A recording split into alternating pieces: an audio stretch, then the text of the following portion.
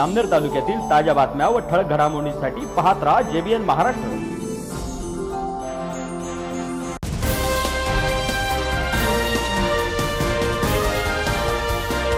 नमस्कार, मी मिनल चौधरी। पाहूया काही ठळक वृत्त। चोपडा तालुक्यातील अकुलखेडा येथील 40 वर्षीय विवाहितेला शिरपूर तालुक्यातील युवकाने तिच्या घरात घुसवून तिच्या डोक्यावर गावठी कट्ट्याने गोळी झाडून आणि त्यानंतर स्वतःवर देखील गोळी मारून घेत आत्महत्या केल्याची घटना घडली आहे। चोपडा तालुक्यातील अकुलखेडा या गावी 40 वर्षीय महिला पती व 2 मुलांसह राहत होती। आज सकाळी 10:30 वाजेच्या सुमारास विवाहितेची मुलगी शाळेतून घरी आल्यानंतर दरवाजा उघडला असता घरात रक्ताने भरलेले 2 जण मयत अवस्थेत आढळून आले। घटनास्थळी पोलीस उपविभागीय अधिकारी अण्णासाहेब घोलप, पोलीस निरीक्षक मधुकर साळवे व इतर अधिकारी फॉरेन्सिक व्हॅनसह दाखल झाले। दोघं मयतांच्या डोक्याला गावठी कट्ट्याने गोळी लागलेली असल्याने दोघांना उपजिल्हा रुग्णालयात हलवण्यात आले। पोलीस उपविभागीय अधिकारी अण्णासाहेब घोलप यांना विचारणा केली असता त्यांनी सांगितले, सदर घटना पाहता शिरपूर तालुक्यातील युवक देवा धनगर यांनी विवाहित महिला हिच्या डोक्यात गोळी झाडून स्वतःवर देखील गोळी मारून घेत आत्महत्या केल्याचे प्रथम दर्शनी दिसून येत आहे। सदर त्यांचे एकमेकांवर प्रेम असल्याचेही समजते, परंतु संपूर्ण तपास झाल्यानंतरच संपूर्ण खरी माहिती मिळू शकेल, अशी माहिती पोलीस उपविभागीय अधिकारी यांनी दिली आहे।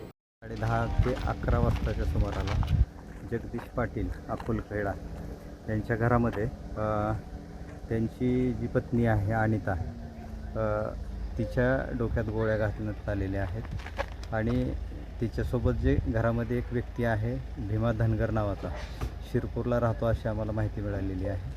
तर त्या व्यक्तीच्या पण त्याने पण असं डोक्याला गोळ्या मारून आत्महत्या केली असं प्रथमदर्शनी दिसत आहे।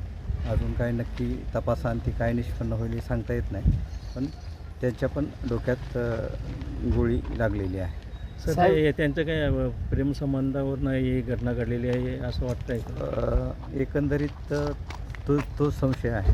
प्रेमसंबंध दोघांचे होते, एकमेकाच्या संपर्कात ते इंस्टाग्रामवरून आले असं जरा प्राथमिक तपासात दिसून येत आहे। सर, आणि ही जी घटना कशी उघडीस आली? ज्यावेळी त्या अनिताची एक लहान मुलगी आहे शाळेतून आली, दरवाजा बंद होता, तिनं हात घालून दरवाजा उघडला तर तिला ती आई आणि तो व्यक्ती तिथं समोर रक्ताच्या थरोड्यात पडलेला दिसला साधारण, आणि तिनं तिच्या वडिलाला फोन केला। वडील कुठतरी शेतात बाहेर गेले होते, त्याच्यानंतर तिचे वडील आले। काय वय येईल सर त्या दोघांचं? अनिताचं वय असेल साधारण 40च्या आसपास, दोघं पण आहे। साहेब, हे पण असं का झालं आहे का? जागेवरच पिस्टल पडलेलं आहे। हो। या बातमी इथेच थांबूया। ताज्या अपडेट्ससाठी www.jbnmaharashtra.com या आमच्या वेबसाईटला लॉग इन करा। तसेच यूट्यूबवरील आमचे व्हिडिओ पाहायला विसरू नका आणि गुगल प्ले स्टोअरवरील JBN न्यूज ॲप डाउनलोड करून JBN Maharashtra news channel live पहा। नमस्कार।